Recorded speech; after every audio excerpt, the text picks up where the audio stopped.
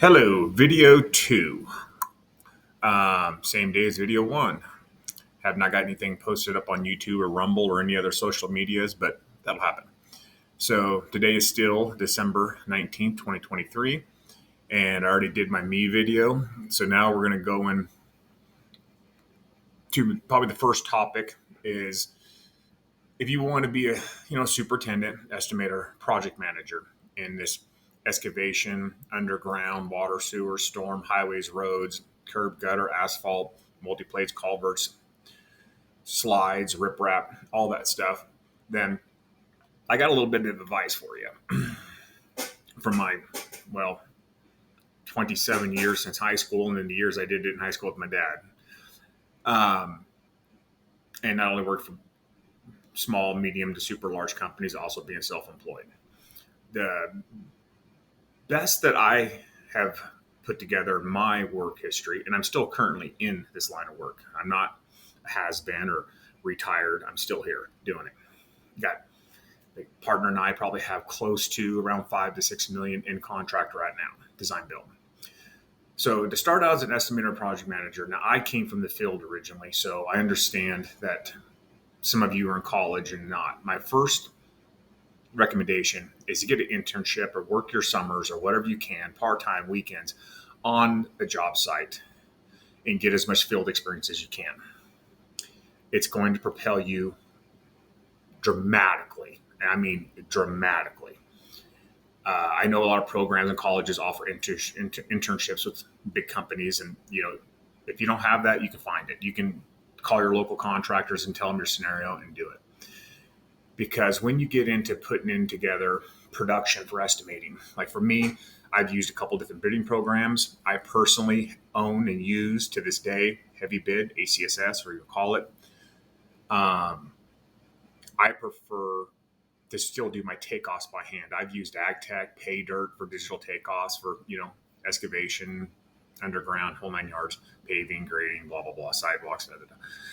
But I really like doing a lot of stuff by hand because being from the field, if you're doing a 15-foot deep trench, sewer trench, if you're in potato dirt, shale, marine basalt, river run, they're all different widths and different. Your trenches are going to get as wide as they get deep in river run. If you don't have the proper shoring, especially if you got a lot of heavy groundwater, that's field experience. That's learning, or at least working with people who have that experience, firsthand knowledge.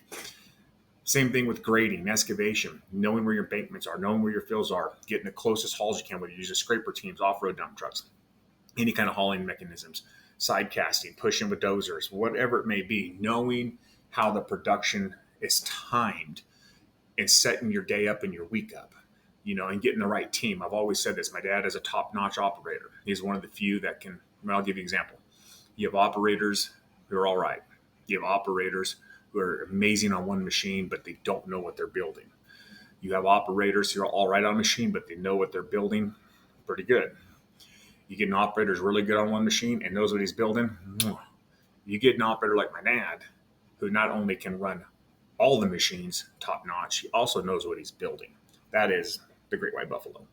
Hard to find, especially nowadays. Most of them are retired. So knowing that and knowing to get the best out of your team and the best out of your job setup, you get that from being on a job or learning from some mentors.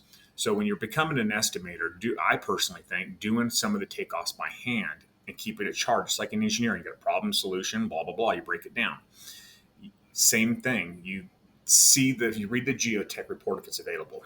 You break out the water, the bore logs, and all that good crap. Boring reading, but it needs to be done.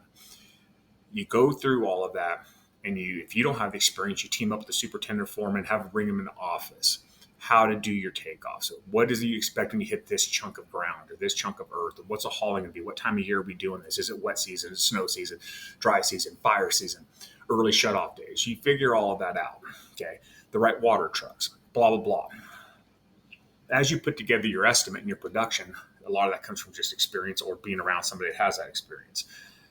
Once again, I'm going to say it again. I know you guys are getting tired of hearing me saying this. If you don't have it, get some field experience. You'll thank me later. And it'll put some hands on you. So when you're doing your takeoffs, you have to look at what kind of ground you're dealing with. Like I have a method that I use. I call BCY, which is bank cubic yards, LCY, which is loose cubic yards, and CCY. Now it's my terminology. Some people use it, some don't. That's compacted cubic yards. You take out 10 yards out of the ground, try putting a 10-yard dump truck, it ain't going to fit. It's going to come over because it's swelled.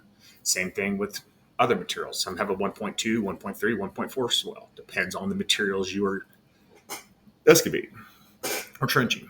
Same thing in some ways. But anyway, knowing that, knowing your fills, knowing if you got to haul off site, knowing your cycle times, knowing if you can backhaul, whether you're going to single haul, backhaul, truck and pup, truck and transfer, belly dump, tubs, whatever it may be, knowing your cycle times goes along with your excavation times with your crew, and knowing your dump times for the fill, what the crew can push and compact and still meet whatever the compaction requirements are for that fill. Knowing all of that is not just, you're not going to learn a lot of that in college. Unless the college has changed since I went to college 20 years ago, it's not all that information is there. I hope it is nowadays. But getting that experience or having a mentor is going to make a big difference. You are going to be able to nail down your productions, nail down your fills, your imports, your exports, your, from the clearing and grubbing to busting the sod off to prepping the job to subgrade to cutting your lots out or cutting your embankments or your excavations out, building embankments, all that stuff. If you can tie it all in together to a fine-tuned machine with the crews, the superintendents, the foremen, the operators, the laborers, you have a good project. And you got to be ready for variables. You got to be ready for things to not work out and be able to change on the fly. And hopefully you got a team, like I'm part of a design build team, to where we can make changes on the fly without shutting the job down. So knowing your production, knowing what your crews can do, knowing what equipment you have available, knowing what you might have to sub out because your company might not be efficient at it, knowing that as an estimator is very, very important. Very important. It all starts at the bottom, doing solid takeoffs, and then importing to whatever bidding program. I personally have used HCSS Heavy Bid. I've used Bid to Win before, which is a fine program. I just like Heavy Bid. Whether you have AgTech or Pay Dirt or whatever digitizing pucks out there you use, we call them pucks, or you take a CAD model and you break out the layers you need and figure out your volumes there, which is rough in my day, probably a lot better now. Knowing all those volumes and all that stuff and the production, the setup and the subcontractor setup and the timing is very important. That you learn a lot from the field and a lot from the office. So having that coming into an estimating, you bring a lot of value in as an estimator to your team. If you don't have that experience, being willing to get that experience one day a month, one day a week, whatever you can. I don't think there's that many owners or construction managers who would turn that down. That'd be insane if they did. But, some people haven't broke out of the matrix yet. So starting with that estimating is very, very important. And doing thorough takeoffs and having solid software like Heavy Bid or Bid to Win. Having whatever it is that the company you work for, or whether you're starting your own company or both, is very important. I will in the future go off of or start talking about license, bondings, all that I think is boring shit myself, but you have to know it. You have to be geared, whether you're working for another company or whether you're doing your own thing. You're going to have to understand it.